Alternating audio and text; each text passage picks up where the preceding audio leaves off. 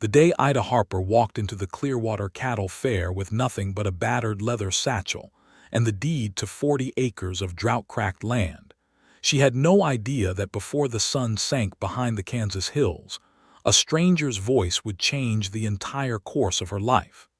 It was the summer of 1876, and Clearwater, Kansas, was a town still finding its feet on the raw edge of the frontier. The cattle trade had breathed life into the place, dragging in merchants, gamblers, ranchers, and drifters from every corner of the territory, all of them hungry for something, all of them convinced that the wide-open plains owed them a fortune. The annual Clearwater Cattle Fair was the biggest event of the season, drawing buyers from as far as Abilene and sellers from the ranching spreads that dotted the sun-scorched landscape for 50 miles in every direction. Tents went up along Main Street, livestock pens filled the southern field, and the smell of cattle, sawdust, and fresh-baked pie drifted through the hot afternoon air in equal measure. Ida Harper was 24 years old, and she was not supposed to be there. That was what every man she had spoken to in the past 2 hours had made abundantly clear in one way or another, either with a dismissive glance, a condescending half-smile, or a flat refusal to shake her hand the way they shook every other man's at the fair. She was a woman, and moreover she was a woman trying to conduct business at a cattle fair, which in the eyes of Clearwater's established ranching community in 1876 was somewhere between peculiar and outright offensive. Her father, James Harper, had died the previous winter from a lung sickness that had crept up on him quietly and then taken him fast. He had left Ida the 40 acres, a small herd of 23 cattle, and a debt of $212 owed to Silas Brock, the man who ran the largest feedlot operation in the county. James Harper had been a proud, stubborn man who had borrowed from Brock 3 seasons ago after a bad drought killed half his herd, and he had died before he could pay it back. Silas Brock was patient in the way that a wolf is patient. He did not rush, and he did not yell, but he always collected. Ida had spent the 4 months since her father's death working the herd herself, with only old Pete Garvey, a ranch hand in his 60s who had worked for her father for 12 years, and refused to leave even when she could barely pay him, helping her manage the animals. She had fattened the cattle as best she could through the spring, watched prices in the weekly newspaper that came from Dodge City, and made her calculations carefully on a piece of brown paper at the kitchen table by candlelight. If she could sell 15 of her 23 cattle at the going market rate, she could pay off Brock's debt and have just enough left to carry herself and Pete through another season.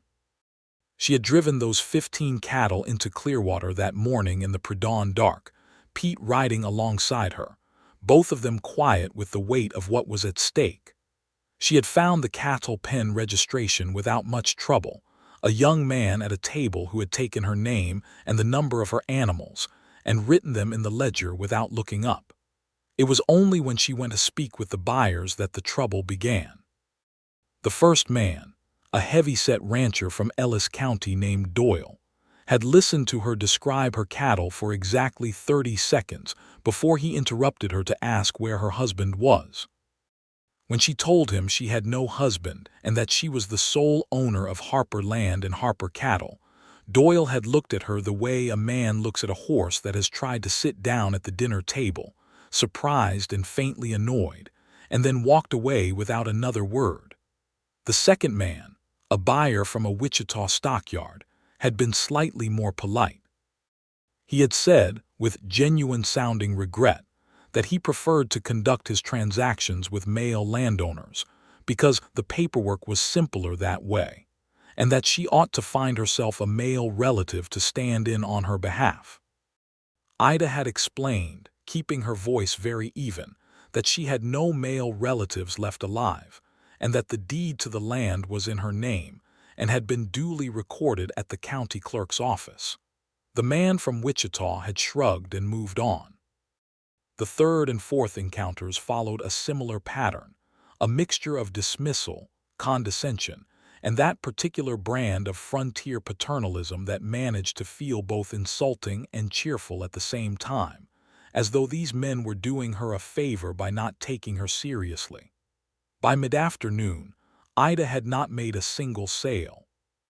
She stood near the fence of the main livestock pen, her cattle milling inside with the rest, and she pressed her fingers against the rough wooden rail and told herself very firmly that she was not going to cry. She was not a woman who cried easily, and she was not going to start in the middle of Clearwater's cattle fair with half the county watching. She was going to think, and she was going to find a way.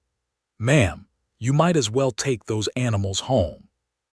The voice came from behind her, and she turned to find Silas Brock himself standing there, which was not a surprise because Silas Brock attended every major cattle transaction in the county as a matter of personal policy.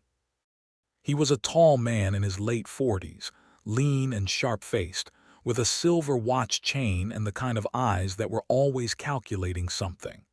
He had brought 2 of his men with him, which he also did as a matter of policy. "Mr. Brock," Ida said, because she was her father's daughter and James Harper had raised her to be civil to people she disliked. "I've been watching you work this fair for 2 hours," Brock said, and there was something in his tone that was not quite sympathy and not quite mockery, but lived in the uncomfortable territory between them. "Nobody's going to buy from you, Ida. These men don't do business with women alone. It's just the way things are." "The way things are is not the same as the way things have to be," Ida said. Brock smiled slowly. "That's a pretty sentiment, but your debt is due at the end of the month. You've got 15 days. If you can't pay me in cash, I'll be taking the land and the remaining herd as settlement. I've already spoken to Judge Hadley about it." "You've already spoken to the judge," Ida repeated flatly, "before I've even had a chance to sell. I'm a man who likes to be prepared." Brock tilted his head. "Now, I'm not an unreasonable man. I'll give you fair market value for the 40 acres. You'd walk away with something. Enough to start somewhere else maybe. Find yourself a husband." He said the last part the way all of them said it, like it was the obvious solution, the missing ingredient she had somehow overlooked. "My father built that land," Ida said. "I will not be selling it to you, Mr. Brock. I will be paying your debt in cash before the end of the month, and I will be keeping my land. Good afternoon." She turned back to the fence before she could see whatever expression Brock settled on, because she did not want to give him the satisfaction of seeing her watch for his reaction. She heard him leave, the crunch of his boots on the dry earth, and then the sound faded. The late afternoon sun hit the cattle pen in long amber slants, and the animals shifted and lowed in the heat. Ida watched them and did her arithmetic again in her head, the way she had done it 100 times, and it still came out the same. She needed to sell at least 15 head at fair market price, and at this rate she was going to sell none. She picked up her satchel, squared her shoulders, and walked toward the center of the fair where the auction platform had been set up.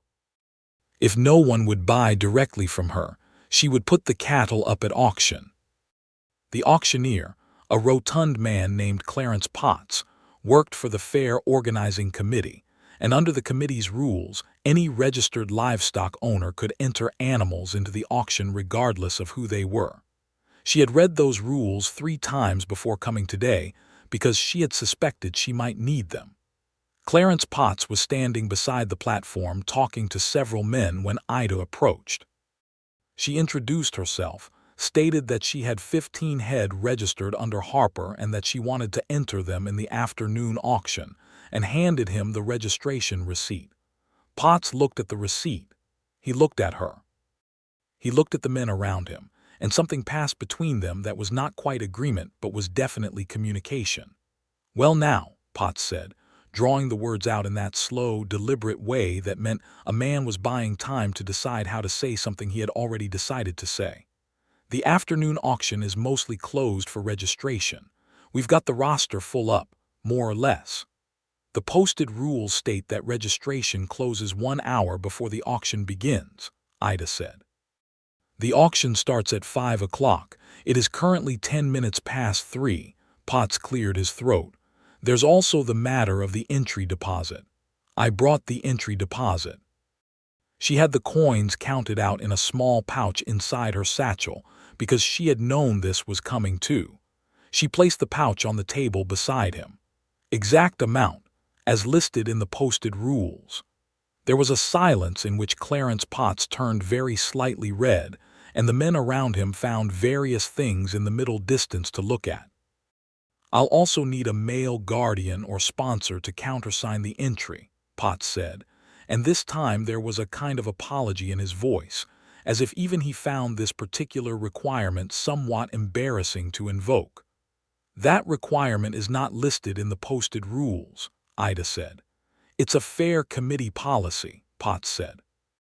"Not always written down, but it's how we've always done it."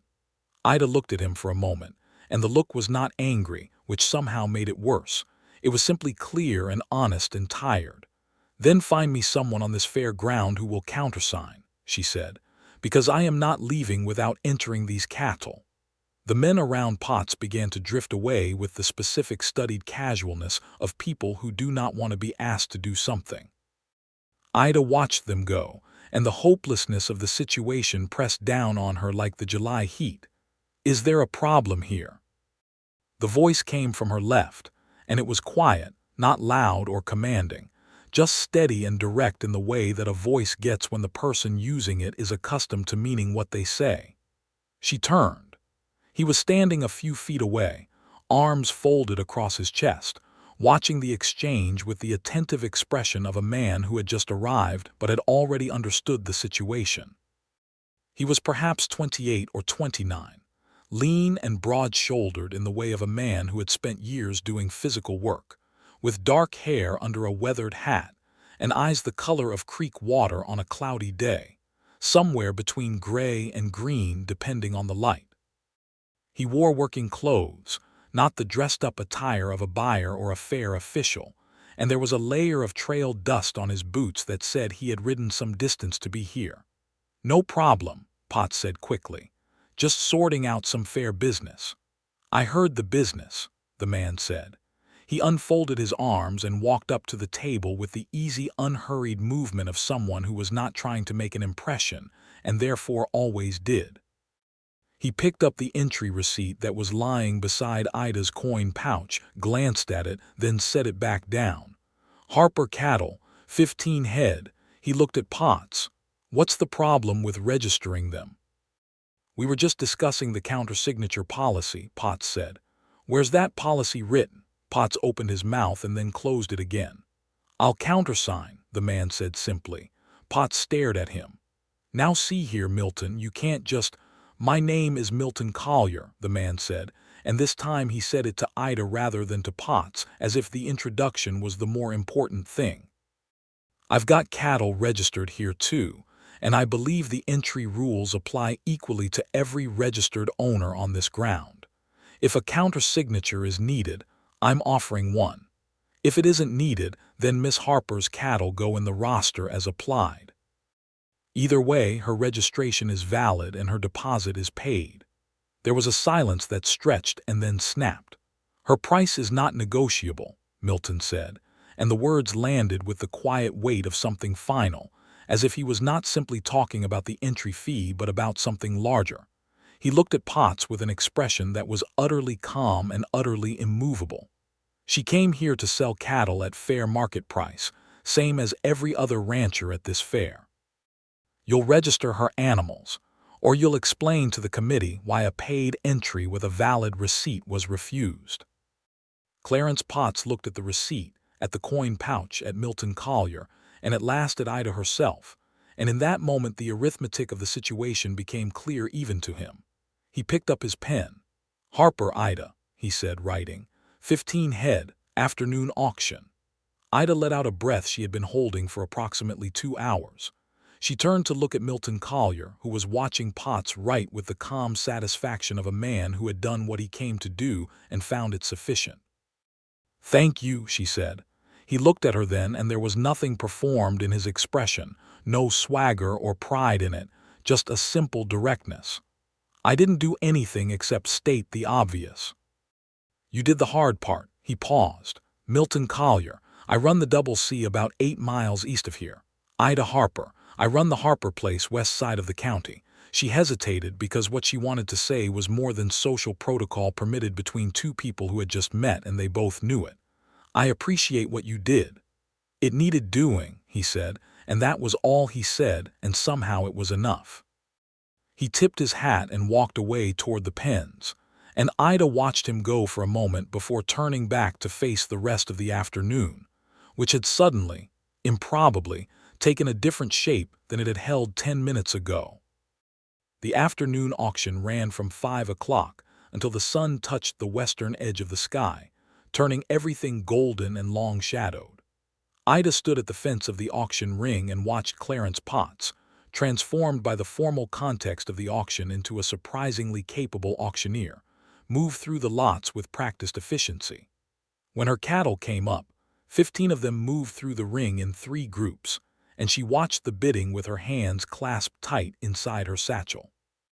The first group brought a fair price, not spectacular but honest. The second group brought slightly better. The third group, 5 of the most well-conditioned animals in her herd, she had saved deliberately for the end of the auction when buyers had been watching the quality of her stock all evening and had no more excuses to pretend they hadn't noticed it. Those 5 sold for nearly 10% above the going rate because they were fine animals, and in the auction ring, where the rules were written down and enforced and applied equally, the quality of a rancher's cattle mattered more than the rancher's gender. When the final gavel fell and Potts called her name for the payment, Ida walked to the accounting table and received $247.60 in banknotes and coin. She stood there with the money in her hands and did the arithmetic one more time, and the arithmetic was beautiful. $212 to Brock, $35.60 remaining, enough to buy winter feed and a few months of grace. She was going to keep her land. She found a bench at the edge of the fairground and sat down and allowed herself exactly 2 minutes of sitting, very still with her eyes closed before she put the money safely in her satchel, stood up, and went to find Pete to tell him they were going home. She did not see Milton Collier again that evening, but she looked for him. 3 days passed before the next significant thing happened. Ida drove to Clearwater on a Tuesday morning to pay Silas Brock his money. She went to his office, which was attached to the feedlot on the south side of town, and she counted out $212 on his desk in front of his clerk and his 2 regular men and Brock himself, and she asked for a receipt, which Brock gave her with an expression she could not quite interpret, somewhere between irritation and something that might have been grudging respect. She took the receipt and left without saying anything additional because there was nothing additional to say. The debt was paid. The land was hers. The ride back to the Harper place took the better part of an hour on a good day, following the creek road north and then cutting west across the open grass. Ida was halfway home when she noticed a small herd of about a dozen cattle drifting along the creek bank ahead of her, moving slowly in the wrong direction for any of the homesteads nearby. She reined her horse in and looked at the cattle and then looked around for their owner, but there was no rider visible. She was debating what to do when a figure appeared from the brush at the creek's edge, a man on horseback, moving at a steady trot as though he had been working the tree line looking for something. The horse was a strong bay, and the rider was Milton Collier. He saw her at almost the same moment she recognized him, and he raised a hand in greeting. She waited as he came up to the road. "Drifters," he said, nodding at the cattle. "My fence line went down in the night. I've been chasing these 12 halfway across the county." He looked at them with the particular expression of a man who is fond of his animals even when they are making his life difficult. "They were headed for your place, it looks like." "There's good grass along my creek," Ida said. "Pete mentioned this morning that the fencing on the east boundary needs attention. I suppose they smelled it. I'm sorry for the trouble." "They haven't reached my fence yet," she said. "No trouble." She paused, and then, because it was practical and because it was also what she wanted to do, she said, "I'll help you drive them back. 2 riders are faster than 1. He looked at her for a moment with that direct, unguarded expression that she was beginning to recognize as simply how he looked at things he was considering seriously. "I'd be grateful," he said. They worked the small herd together for the better part of an hour, moving easily and without needing many words, because cattle driving has its own language of position and pace, and the right amount of noise at the right moment, and they both spoke it fluently. Ida found, to a degree that surprised her, that she enjoyed working alongside him. He was competent without being showy about it, and he watched what she was doing without trying to redirect her, which from a man at a cattle drive in Kansas in 1876 was nearly revolutionary. When they had moved the cattle back to the boundary of his land and found the broken section of fence, Milton dismounted and looked at the damage. A post had rotted at the base and the weight of the fence wire had done the rest. "I've got a spare post on my wagon at the house," he said. 40-minute ride. He looked at the sun. "I can fix it before dark if I start now." "I've got fencing tools in my saddlebag," Ida said, because she always carried fencing tools because fence lines broke constantly on the frontier, and you learned to carry the tools or you spent your life making extra trips. "And there's a post at the edge of my east boundary that's the wrong diameter for what I need, if you want it." He looked at her steadily. "That's a generous offer." "It's practical," she said, because calling it generous felt like more weight than she was ready to put on it, though she was aware that she was already putting weight on things she had told herself she was not putting weight on. They rode together to the edge of the Harper boundary, retrieved the spare post, and returned to the break in the double C fence line. Milton dug, and Ida handed him tools when he needed them, and when the post was set, she helped him string the wire while he worked the staples, and they talked while they worked in the way that people talk when they are doing something else at the same time, which is the most honest kind of talking because there is no room for performance in it. She learned that Milton had come to Kansas 4 years ago from Missouri, where he had grown up on his family's farm. He had worked as a trail hand for 2 seasons before saving enough to put a down payment on the Double C, 80 acres with a solid well and a creek that ran year-round. He had 31 cattle now and was building up slowly and carefully. He had no family in the area, just a hired hand named Sam Briggs who was 17 and enthusiastic if occasionally accident-prone. "How did you manage the ranch alone?" she asked. "Without family." "I asked a lot of neighbors for advice, and I made a lot of mistakes, and I kept records of everything so I didn't make the same mistake twice," he said. "That's the only system I know." "My father kept records too," she said. "I found them in a box under his desk after he died, everything for 12 years, every head of cattle, every purchase, every repair." She paused, tamping down the edge of the fence wire. "I've been keeping my own records since January." "You've been running the place since January," he said, and it was not said with disbelief, only with the attention of someone recalculating something. "Since the day after we buried him," she said. "The cattle don't wait for grief to finish." There was a silence in which he did not say he was sorry for her loss in that reflexive way people said it, which was something she had received so many times in the past months that it had begun to feel like wallpaper rather than comfort. He just said, quietly, "No, they don't." And somehow that was better. They finished the fence repair as the light was turning toward gold, and Milton stood back and looked at the line with a critical eye and apparently found it satisfactory. He turned to her and said, "Let me offer you supper at the Double C. It's a long ride back to your place, and it would be the decent thing after what you've done today." Ida considered this. It was a practical offer and a socially ordinary one in the frontier context, where neighbors helped each other and shared meals without ceremony, and she was genuinely hungry, and it was a long ride. She also recognized, with the clear-eyed honesty she applied to most things, that these were not the only reasons she was considering it. "All right," she said. The Double C was a modest operation, a solid 2-room house, a good barn, and a bunkhouse that was almost certainly too large for just Sam Briggs, but which Milton had clearly built with the future in mind. The yard was clean and well organized in the way of a man who knew that small disciplines prevented large disasters.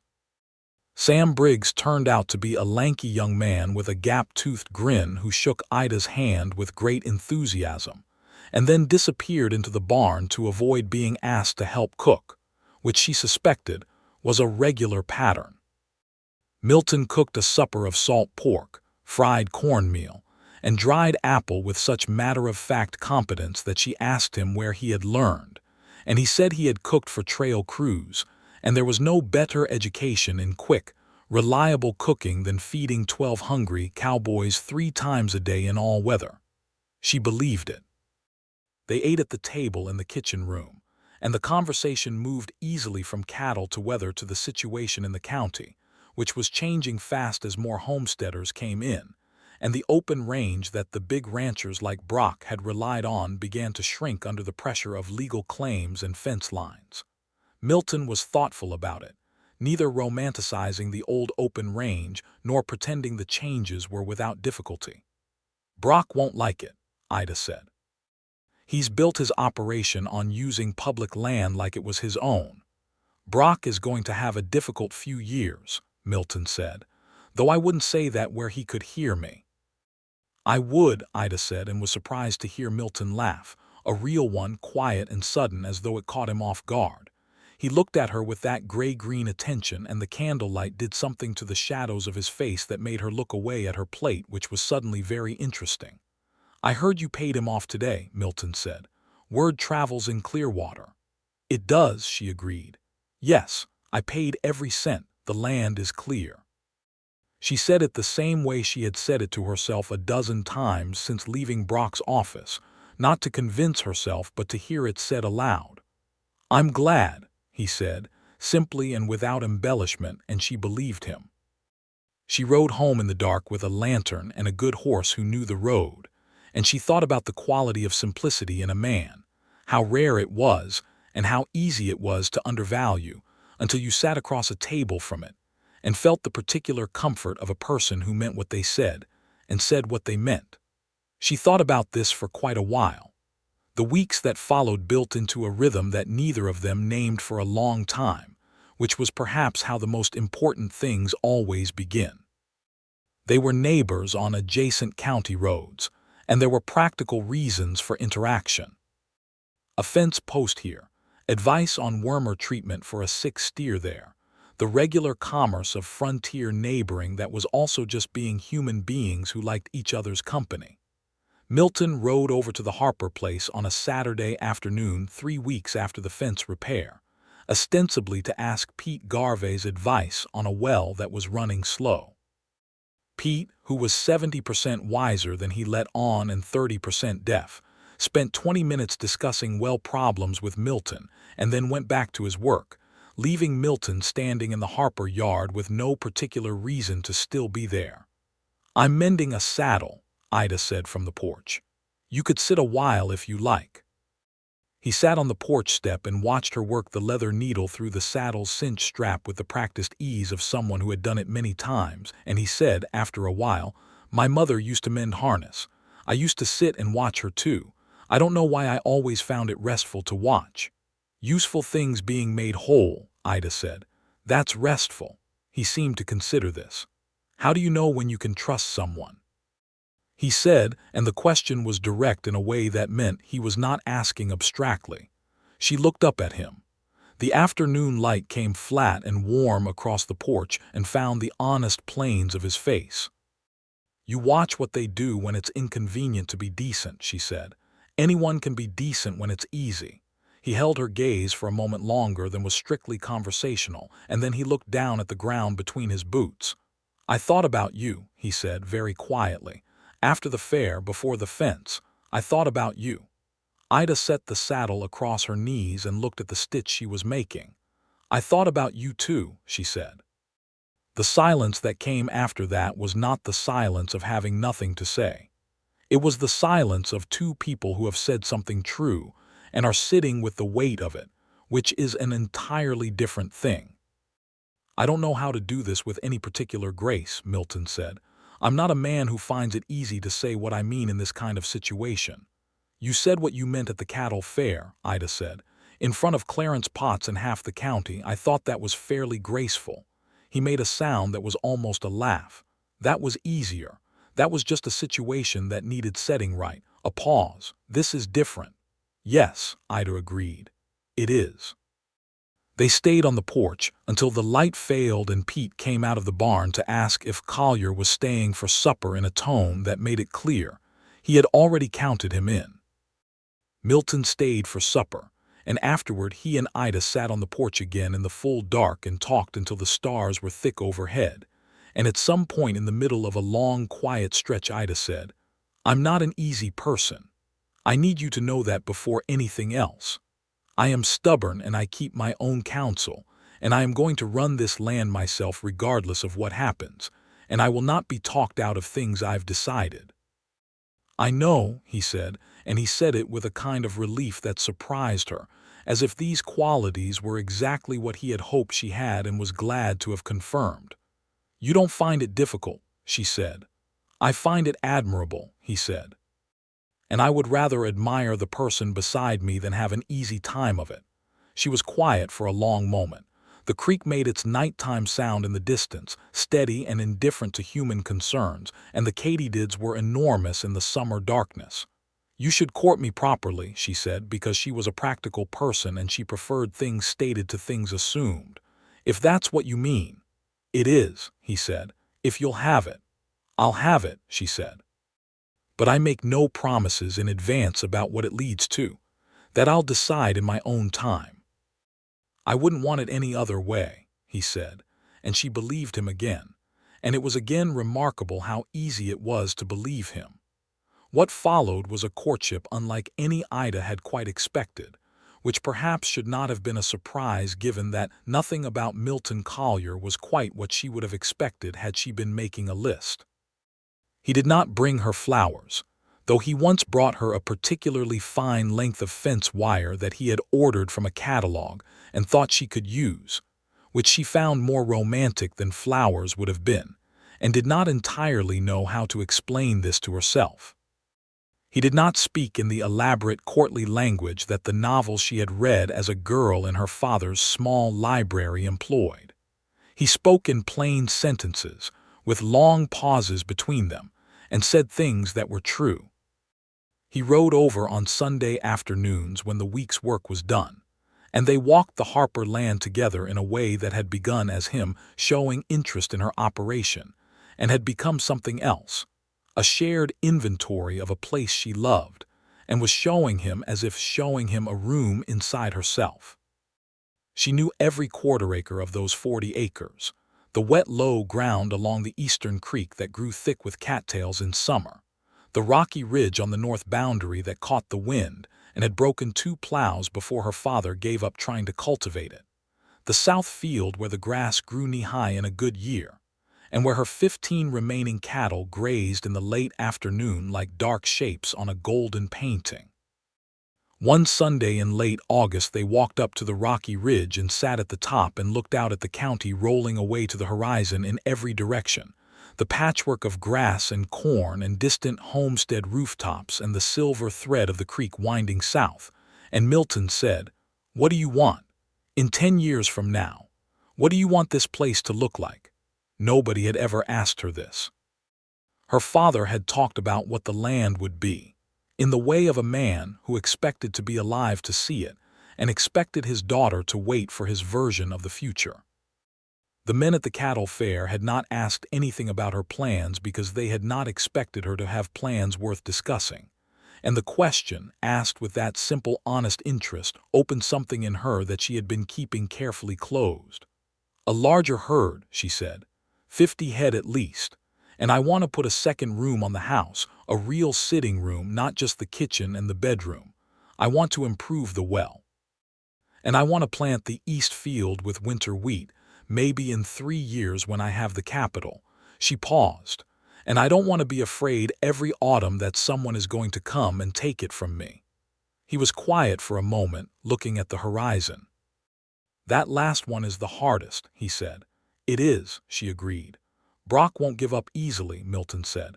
"Even with the debt paid, he'll look for other ways to pressure you if he thinks there's advantage in it. He wants this land because your creek runs year-round and his south field dries up every July." "I know," she said. "I've been watching him." "He approached me last month," Milton said, and when she turned to look at him she could see that he had been deciding when to tell her this.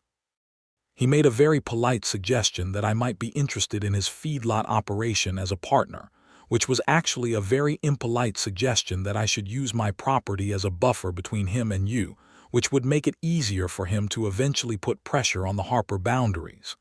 The calmness with which he said this, and the fact that he was telling her at all, settled something in her chest. "What did you say?" "I said no," Milton said. "And I said it in a way that made it clear I knew what he was actually asking and found it contemptible." He paused. "I should have told you sooner. I was deciding how to say it." "You could have just said it," she said. "Yes," he agreed. "I could have. I'm still learning that with you." She looked at him sitting there on the rocky ridge with the late summer wind moving his hair and the wide Kansas sky behind him, and she felt something shift in the careful architecture she had been maintaining around her own feelings, the architecture that was made of practical reasons and good sense, and the very reasonable caution of a woman who had learned, through a hard winter and a harder spring, that the only person she could fully rely on was herself. She did not say anything. She reached out and put her hand over his where it rested on the rock between them, and he turned his hand over and held hers, and they sat like that for a long time while the shadows grew long below them, and the evening came in from the east. September arrived with a change in the air, the first cool edges, and the grasslands began to turn that particular shade of old gold that meant the summer was finishing its business. Ida spent the early part of the month getting the herd ready for the approaching season, working with Pete to assess which animals to hold through winter and which to sell before the cost of winter feed made them unprofitable.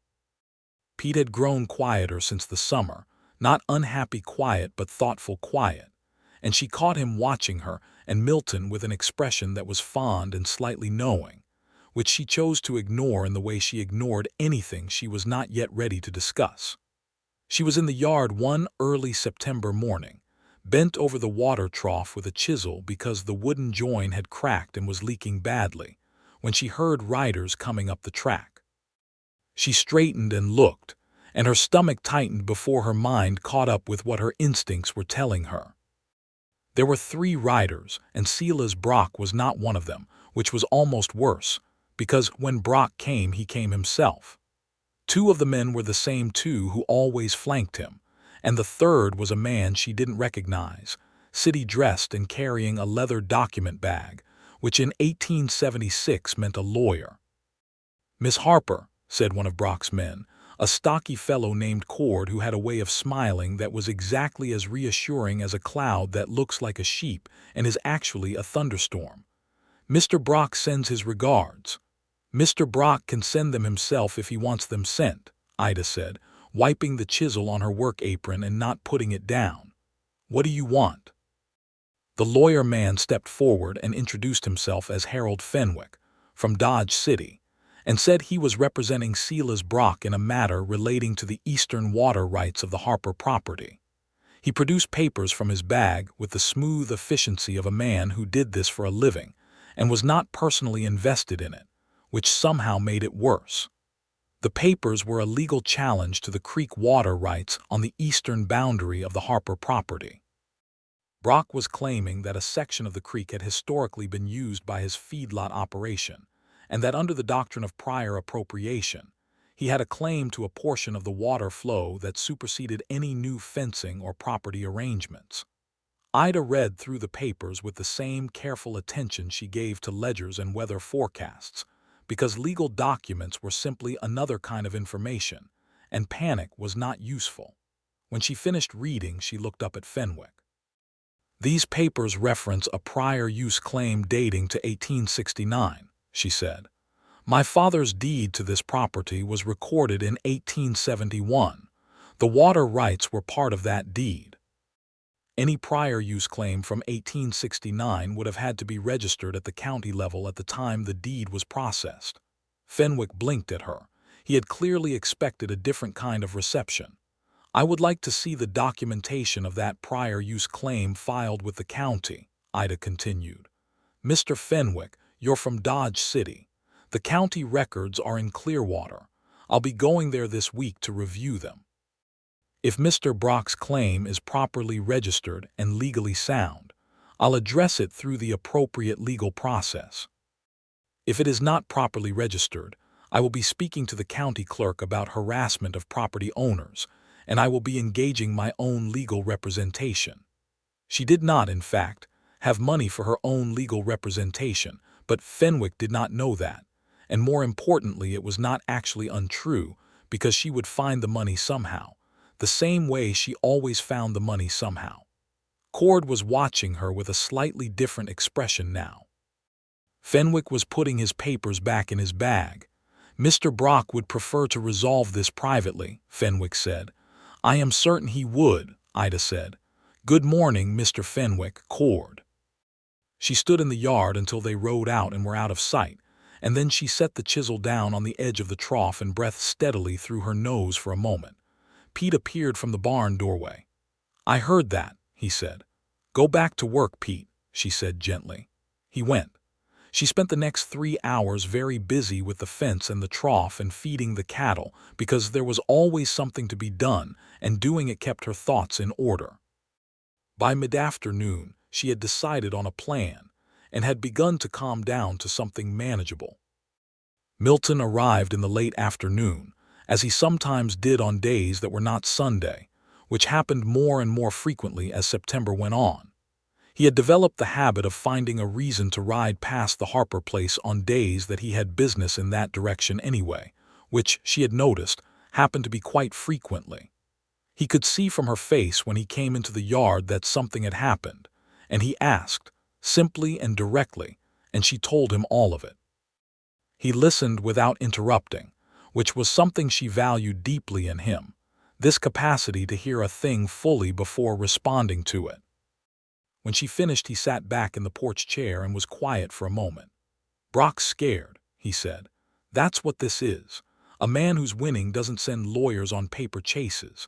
He's trying to find a piece of ground to stand on because the ground he had is gone. If the claim has any validity at all, I could be in real trouble," Ida said honestly. "Water rights are complicated, and judges in this county don't have a perfect record of ruling in favor of small landowners against big operators." "Do you know Judge Hadley personally?" "No. Brock mentioned him back in July, said he'd already spoken to him. I don't know what that means in practical terms." "It might mean nothing more than social acquaintance," Milton said. "It might mean more. We need to know which." He paused. "My neighbor to the north, Thomas Abernethy, was in a water rights dispute 3 years ago. He got through it. He knows how the county process works, and he knows which people in the clerk's office are straight and which ones are not. I can take you to him tomorrow if you're willing." "Yes," she said. They rode to Thomas Abernethy's place the next morning. Abernethy was a gray-bearded Scotsman who had been farming in Kansas since the early 1860s, and had the weather-hardened manner of a man who had survived enough difficulty to find most of it merely interesting at this point. He read the papers Ida brought, asked several sharp questions, and then poured them all coffee, and sat down at his table with the deliberate, settled posture of a man who is about to be useful. The prior use claim, he told them, was almost certainly fabricated or at best grossly exaggerated. The doctrine of prior appropriation had been applied inconsistently in the county, and a claim from 1869 that had never been registered or enforced was legally thin. More importantly, he knew the county clerk, a man named Willard Henshaw, who was fastidiously honest and had a deep personal dislike of Silas Brock, rooted in a land dispute that Brock had maneuvered against Henshaw's brother-in-law 5 years ago. "Go to Henshaw," Abernethy said. "Tell him what happened. He will search those records himself, personally, and if there is no valid prior claim registered, he will put that finding in writing. A written finding from the county clerk is worth more than Brock's lawyers in most courts." "What if Brock tries to pressure Henshaw?" Ida asked. "Brock has tried before," Abernethy said, with the quiet satisfaction of a man retelling a story with a good outcome.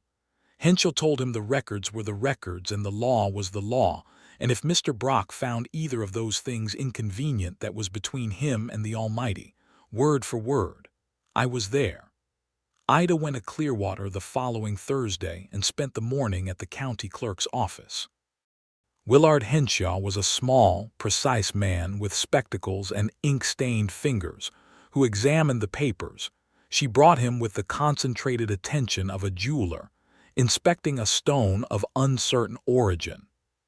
He then disappeared into the back room with its shelves of leather-bound record books and was gone for a substantial time, long enough for Ida to sit in the public waiting area and read the posted legal notices twice and count the ceiling boards.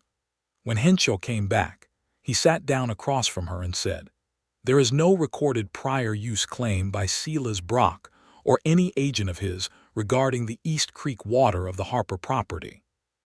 There is no such claim in the county water rights register for any year from 1865 to present."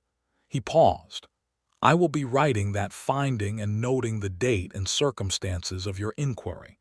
If this comes to any legal proceeding, you will have a copy." "Thank you," Ida said, with a depth of feeling that surprised Henshaw slightly and made him clear his throat in a pleased way. She walked out of the county clerk's office into the September sunshine and stood on the boardwalk for a moment, looking at the familiar street of Clearwater with its boardwalk shops and its horses tied at the rails and its smells of dust and wood smoke and someone's noon cooking. And she felt the last of the fear that had been living in her chest since Cord and the lawyer rode up her track drain away, leaving something cleaner in its place. She found Milton at the hardware store, where he had gone to order chain fittings while she was at the clerk's office. She walked in and found him at the counter, and when he turned and saw her face, he did not ask immediately what had happened. He waited. "No registered claim," she said. "Henshaw is putting it in writing. Brock has nothing." Milton set down the hardware catalog he had been looking at, and the expression that came over his face was one she had not seen from him before, openly warm in a way that his usual steadiness did not quite prepare her for, and she felt it land in the center of her chest like a hand placed there. "Good," he said. "That's very good, Ida." He had used her name rather than the formal address, and in the small, warm space of the hardware store with its smell of oil and iron, that felt significant. "I know," she said, and she was smiling, and he was smiling, and the hardware store proprietor behind the counter found something pressing to attend to in the corner. The autumn came on in earnest after that, the way Kansas autumn does, with sudden insistence, the grasses browning overnight, and the mornings carrying a cold edge that said the season was done arguing about it. Ida got her cattle sorted, sold 4 more head at a Clearwater livestock sale in October without difficulty, and put the remaining 15 into the south field with good winter hay coming in from the Abernethy farm, which Thomas Abernethy sold her at a neighbor's rate out of what she suspected was a combination of fondness and quiet political solidarity. The Harper place in October was beautiful in the way that the plains are beautiful in late season, stripped of ornament and reduced to something essential. The sky was enormous and pale, and the grass moved in long silver waves, and the cottonwoods along the creek burned yellow gold before dropping their leaves in a sudden week of wind. Milton brought her a book one Sunday afternoon in mid-October. He handed it to her on the porch with a slight diffidence that was endearing in a man who was otherwise so composed, and she looked at the cover. It was a surveying manual, technical and practical, covering the mathematics of land measurement and boundary documentation. She looked up at him. "I thought," he said carefully, "that in the situation with Brock and the water rights, having a precise and legally documented survey of your boundaries might be useful. And I thought you'd probably prefer to understand the process yourself rather than just have someone come and do it." She looked at the book and at him and at the book again. "This is possibly the most thoughtful gift anyone has ever given me," she said. "I'll help you with it," he said. "If you want. I've done basic surveying before, We could do your eastern boundary properly over the next few weeks." "Yes," she said, "I'd like that." They spent 3 Sundays in October walking the Harper boundaries with the surveying manual and a chain measure and a compass, working methodically from post to post along the eastern and northern lines, checking the recorded measurements against the actual ground. It was quiet, absorbing work that required concentration and communication, and it was also simply time together in the open air of a place she loved, which she was aware was not incidental. On the 3rd Sunday, standing at the northeast corner post with the afternoon going pale and cold around them, Milton set down the chain measure and turned to her with an expression that was not its usual composure. He had the look of a man who has been working up to something and has decided to stop working up and simply do it. "I love you," he said. It was said with the same directness as everything else he said, no preamble, no circling around it, just the thing itself placed into the air between them where she could look at it. The wind moved through the yellow cottonwood leaves on the creek bank below them, and the pale afternoon sky was enormous overhead, and Ida Harper, who was stubborn and kept her own counsel and did not make promises in advance, felt the last careful wall in her chest simply dissolve, because this was the right thing at the right time said by the right person, and she had known it was coming and had known her answer for longer than she had admitted to herself. "I love you too," she said. "I have for a while." "I was being careful about saying it." "I know," he said. "I could tell." A pause. "How long is a while?" "Since the fence repair, probably," she said. "Maybe since the fair, I'm not entirely sure when."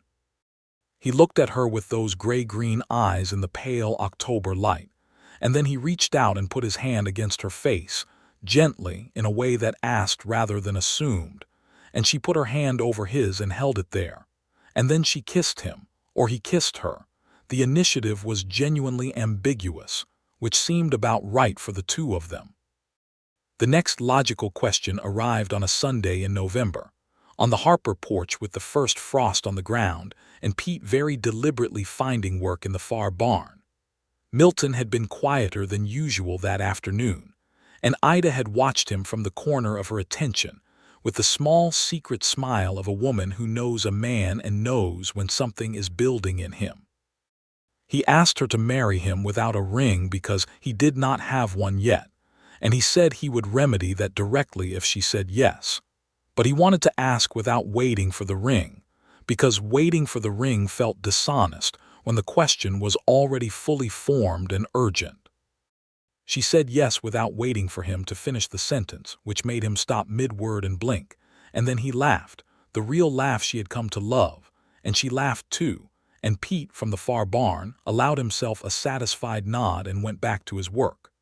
They were married in December of 1876, 4 days before Christmas, in Clearwater's small church with Reverend Hollis presiding. Thomas Abernethy and his wife Mary stood as witnesses. Pete Garvey sat in the front pew in his best shirt, which he had clearly pressed himself with uncertain results, but with evident sincerity. A handful of neighbors came, people who had watched the whole summer's business with interest and were pleased by this outcome. Ida wore a dress that had been her mother's, blue wool with cream buttons, taken in at the waist and let out at the shoulders by Mary Abernethy's skilled hands. She carried a small bunch of dried grasses and holly, because it was December and that was what was available, and they were beautiful in their own way. Milton looked at her when she came down the church aisle in a way that she stored carefully in her memory to keep for later, a look of complete and uncomplicated happiness that had nothing performed in it, just the fact of it, plain and strong.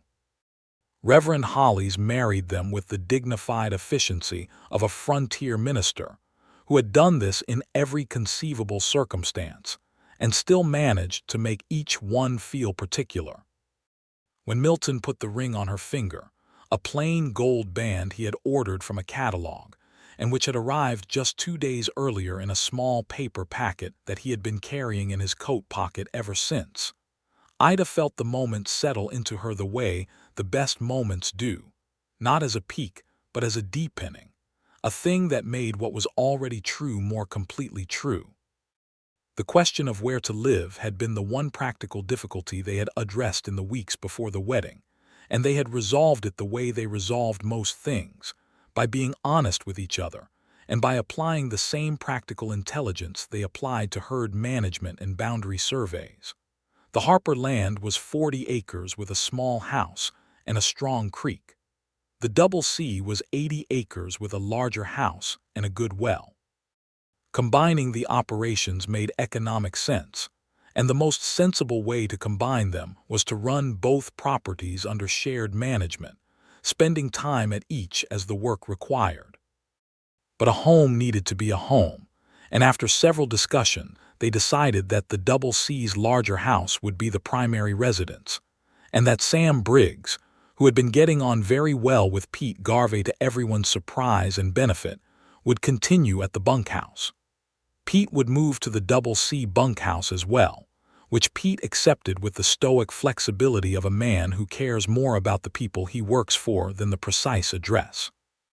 The Harper place became a working part of the combined operation, its cattle folded into the larger herd, its buildings maintained and in use for the eastern pasture work. Ida drove out there twice a week to check on it, and she took a particular satisfaction in driving across her own land, which was also her husband's land and therefore more secure than it had ever been, and which was going to be planted in winter wheat in the east field come spring. The first winter of their marriage was a hard one, as Kansas winters tend to be, cold and relentless and full of small emergencies. A water pipe froze and burst in January and flooded part of the barn before they caught it. A steer broke a leg on the ice of the south pasture and had to be put down. There was a week of blizzard in February that kept everyone inside and turned the world outside the windows white and howling and absolute. And Ida found that she loved this too, the closed world of a storm with a fire going and Milton reading at the table and Pete and Sam playing cards in the bunkhouse and the cattle enduring in the barn, all of it contained and sufficient and hers. In the spring of 1877, when the ground thawed and the creek ran high with snowmelt, they planted the east field in winter wheat as Ida had planned. She did it herself with Milton's help, walking the rows behind the plow in the clean-smelling April morning, and when they reached the end of the last row and looked back at the turned earth stretching behind them, she had the feeling that is beyond words, but that comes from making something from ground up with your own hands, the particular satisfaction of a person who has looked at a thing and said, "This is what I will build here," and then built it. In May, Ida told Milton she was expecting a child.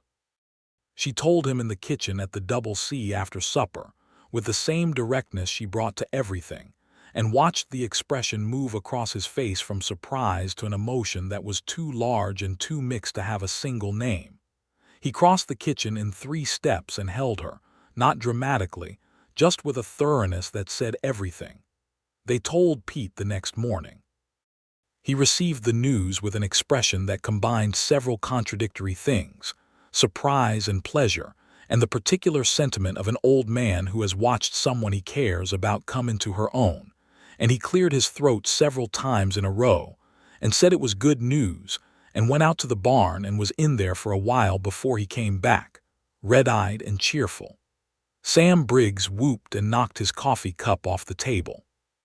The summer of 1877 was a good one for the combined Harper Collier operation, if they were naming it that in conversation, though the official county records listed it as the Collier Ranch, since that was what the paperwork accommodated.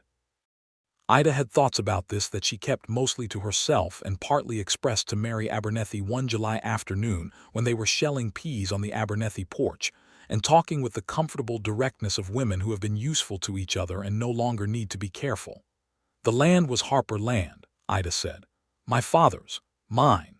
It still is, Mary Abernethy said. Names on county records don't change what a place is. Everyone in this county who matters knows what you built. I know, Ida said. I'm not complaining I chose this, I'm only saying. You can only say things to me, Mary said. That's what I'm here for. Ida smiled at her. "Yes," she said, "thank you." Silas Brock, for his part, had made no further legal moves since the water rights claim had been exposed as unsupported. The word from Clearwater was that he had his own difficulties now. A bad investment in a Texas cattle drive that had gone wrong in the spring, and that his attention had turned inward toward his own financial problems. He was a man who operated on the principle that difficulties should be made to land on other people, and when his own difficulties arrived and could not be redirected, he did not know quite what to do with them. He was not, in the end, a villain of great scale but of great convenience, a man who made things harder for people who already had it hard, and when he was no longer able to do so, he simply became a smaller figure in the landscape, still there but no longer looming. Milton rode into Clearwater one August afternoon and came back reporting that he had seen Brock at the bank looking considerably less composed than usual, and that the rumor at the livery stable was that the feedlot operation might be sold. He reported this to Ida with careful neutrality and then watched her face. She thought about it for a moment. "I'm not glad for his difficulties," she said. "But I'm glad they're his and not mine." "That's about right," Milton agreed. Their son was born in November of 1877, 2 days after the first real snowfall of the year, and he arrived with great haste and considerable noise, which were qualities that would continue to characterize him throughout his life. The doctor from Clearwater reached the Double C with 30 minutes to spare, which was close enough for comfort if you had a broad definition of comfort. Milton, who had been steady through every difficulty the ranch had thrown at him, spent the hour of labor in the kitchen with Pete and Sam Briggs, in a state of controlled terror that Pete found deeply entertaining in retrospect. They named him James for Ida's father, and the middle name was Henry for Milton's grandfather, and he was a solid, healthy boy with Milton's gray-green eyes and Ida's stubborn chin, which combination, Pete said, was going to be genuinely interesting to watch grow up. In the weeks after James was born, the world contracted to the warm circumference of the house, the small, urgent weight of a new person, the strange and absolute novelty of being responsible for someone utterly helpless, who was also somehow more himself than anything had a right to be. Ida moved through those weeks with the exhausted, purposeful focus of a woman who does not stop doing things even when doing things is more difficult. And Milton moved around her with a quiet attentiveness that she recognized as love in its most practical form, taking the tasks that could be taken so that her hands were free for the ones that could not. On a clear December morning when James was 3 weeks old and the snow lay deep and clean outside the windows, Ida sat in the chair by the kitchen stove with the baby asleep against her chest, and Milton sat across the table with his coffee and a supply catalog, and Pete was somewhere outside with Sam doing morning chores, and the house was full of the specific quiet that is not absence of sound but presence of peace, and Ida looked at this moment. At the fire and the snow and the man at the table and the baby's soft weight, and she thought about her father's 40 acres and the cattle fair and Silas Brock's lawyer, and the broken fence post, and the county clerk's office and the October afternoon on the northeast boundary with the chain measure and the compass and the cottonwood leaves going gold, and she thought about the porch step in the dark with the katydids and the stars, and she thought that of all the things she had built, this was the most improbable and the most solid and the most wholly her own. Milton looked up from his catalog and found her looking at him. "What is it?" he asked. "Nothing," she said. "Just looking." He looked at her and at James and held still for a moment the way he sometimes did, fully and without hurry, and then he smiled at her, just the one smile, private and warm and intended precisely for her. "Good," he said.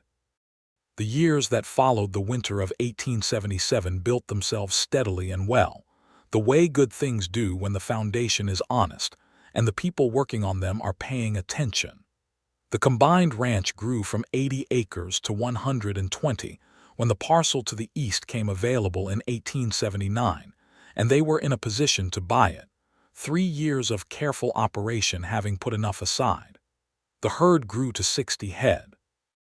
The East Fields winter wheat did what Ida had planned for it to do, and in a particularly good year in 1880, it brought in enough extra income to build the second room on the Double C house, the proper sitting room that was bright with 2 windows and had a bookcase along the south wall. Pete Garvey retired from full ranch work in the spring of 1879, when his knee finally decided it had done enough bending and kneeling in service of other people's fences, and Milton built him a small, solid room attached to the bunkhouse that had a proper stove and a window looking south. And Pete spent his mornings doing lighter work around the yard and his afternoons in his room or on the bench, outside it reading or watching the land, which he had been watching for so long that he knew it the way he knew his own hands. Sam Briggs grew from an enthusiastic 17-year-old into a capable young man, and by 1880 was effectively the ranch foreman in all but name, managing the day-to-day cattle work with a competence that had surprised even himself, and that Milton recognized and compensated properly, because Milton was a man who believed in paying people what their work was actually worth. James Harper Collier, named for his grandfather's land and his great-grandfather's name, grew up in the way of ranch children, which is outdoors and useful and aware of weather and animals in a way that is earned rather than given. By the time he was 3, he could name every animal in the herd by sight. By 4, he was following Pete around the yard with the focused imitation of a small person who has found an authority worth observing. Pete, for his part, bore this attention with the gruff dignity of a man deeply pleased by it. Ida's second child arrived in the summer of 1880, a girl this time, whom they named Clara Jane, Jane for Mary Abernethy, who had been such a steadfast presence in those years, and who received the honor with appropriate emotion. Clara arrived with rather less drama than her brother, at a reasonable hour, with the doctor in good time, and took immediately to the business of being alive with a serene efficiency that was somehow the opposite of James's headlong approach. She had Ida's dark hair and a quality of watchfulness in her early months that made Milton say, quietly, that she was going to be very interesting. He was right. She was. By 1881, the Collier Ranch, as Clearwater knew it, was a well-regarded and stable operation in a county that had seen many operations come and go. Ida's name was known in the county clerk's office and in the bank and among the ranching community, not as the woman who ran the Harper place alone, but simply as a person of consequence, which was different from being remarkable for her circumstances, and was better. She had served on the Clearwater Fair Committee for 2 years, had advocated successfully for a change in the fair rules that removed the counter-signature requirement for registered livestock owners, and had testified at the county level on a water rights question that affected 4 small ranching families on the creek's eastern tributary. The testimony had worked. Silas Brock had sold his feedlot operation in 1879 to a buyer from Abilene and had left the county. His departure had been neither dramatic nor celebrated, just the slow fading of a figure who had made himself smaller and smaller until he was simply absent, which was the most appropriate possible ending for him. Thomas Abernethy died in 1880, peacefully, in the fullness of an honorable life, and Ida sat with Mary through those days the way Mary had sat with her through the difficult ones. And this was what the frontier taught you, if it taught you anything. That endurance was not loneliness but the opposite of it, that it was built out of people who showed up for each other across the distances of the open country. Pete Garvey died in the spring of 1882 in his room with the south window, on a morning that was bright and clean-smelling. He had been failing since the winter, slowly and without complaint, in the manner he had always done most things. Milton was the one who found him, and it was Milton who came to find Ida in the east field where she was checking the wheat, and she could see from 50 yards away what his face meant.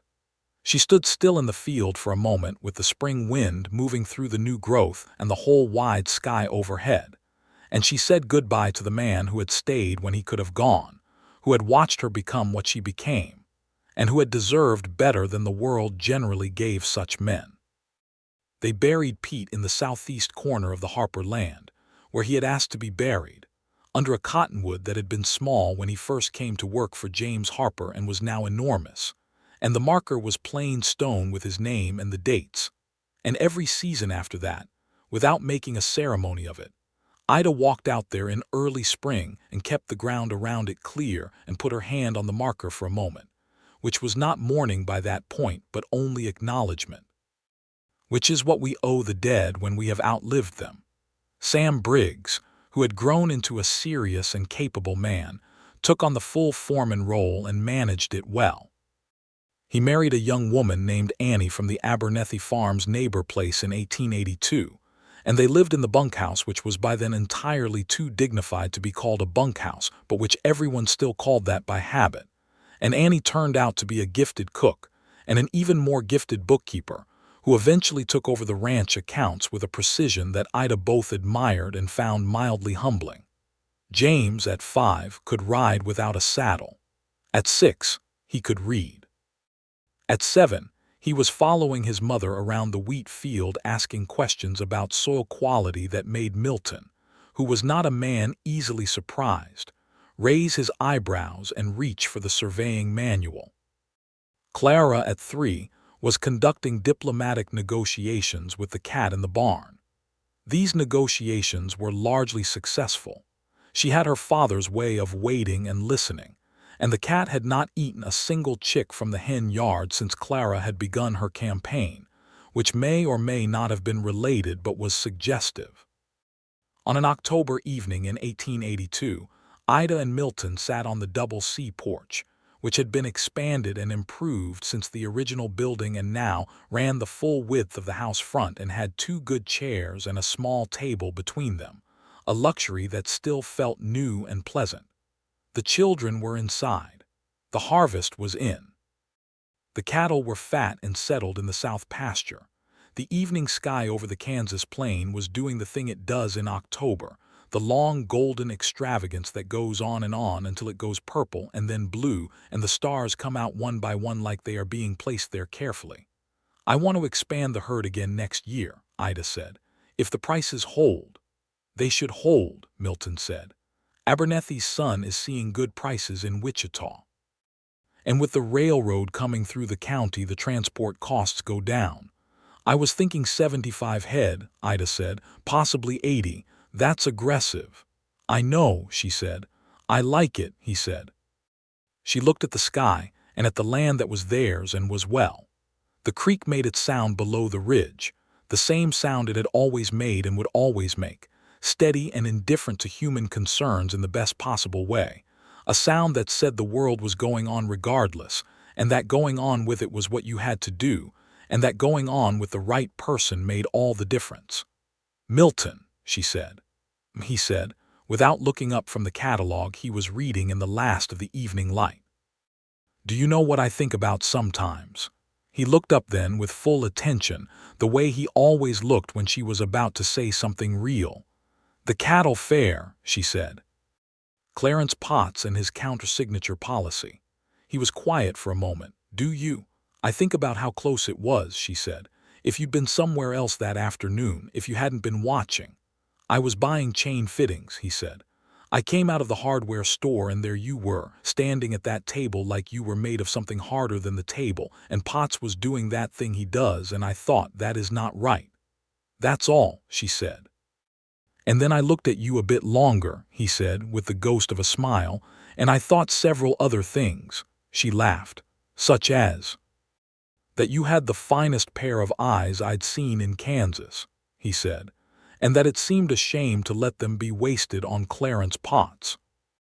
She laughed again, more fully, and the sound of it went out into the October evening, and Milton smiled at her across the small table with the same uncomplicated happiness she had seen on his face in the church on their wedding day.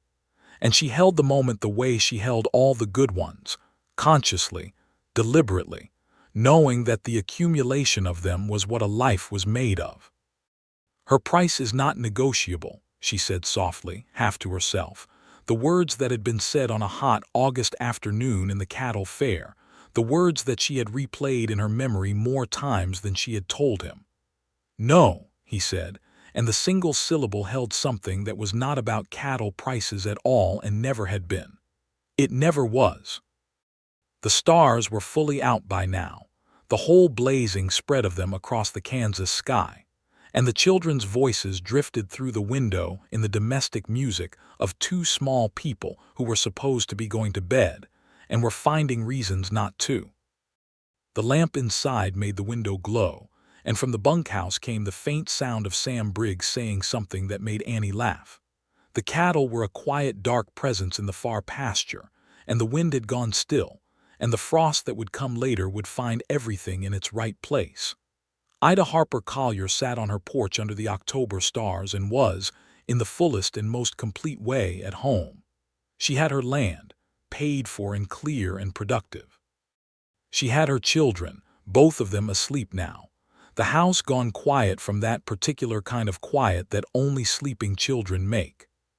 She had her neighbor and witness Mary Abernethy, who would come for Sunday dinner this week and every other week, and would bring the good sense and dry humor that Ida valued beyond expression. She had Sam and Annie Briggs, who were part of the place now in the way that good people become part of places. She had the memory of Pete Garvey and her father James Harper, both of them present in the land and the records and the way she did things, which is how the people we love continue when they are gone.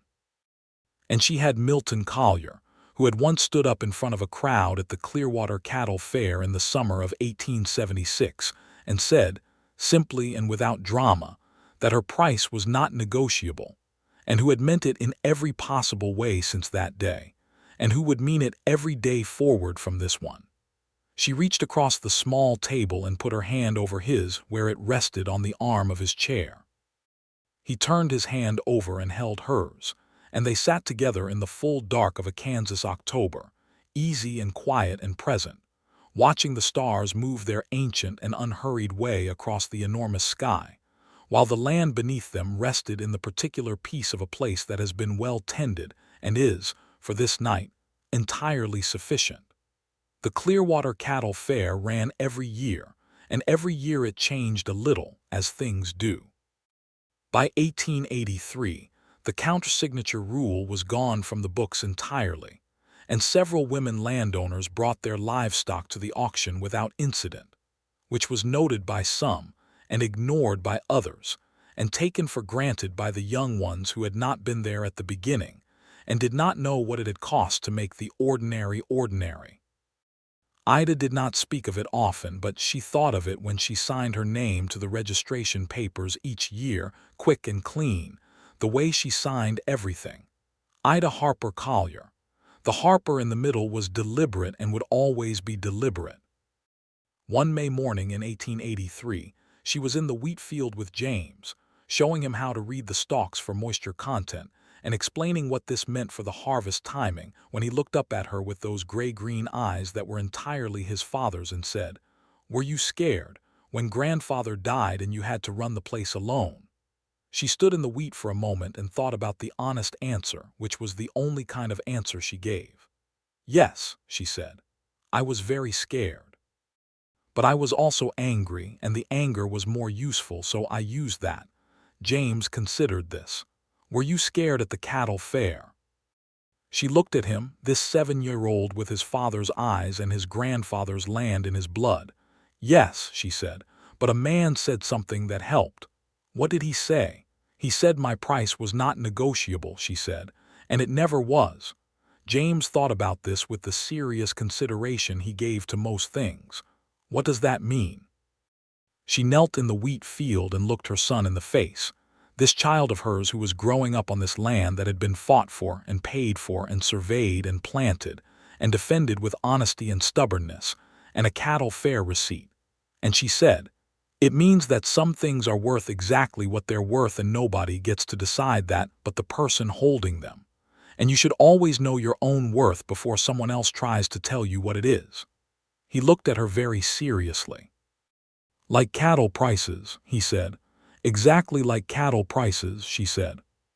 She stood up and brushed the soil from her knees and looked at the wheat field, their wheat field, growing green and full in the May morning, and at the ridge beyond it where she and Milton had sat with the surveying chain, and at the big cottonwood on the southeast corner where Pete Garvey rested under the Kansas sky, and at the house beyond, where Clara was following Milton around the barn asking him things at a rate that made him look up and meet Ida's eyes across the yard with an expression of loving helplessness that she returned with a smile.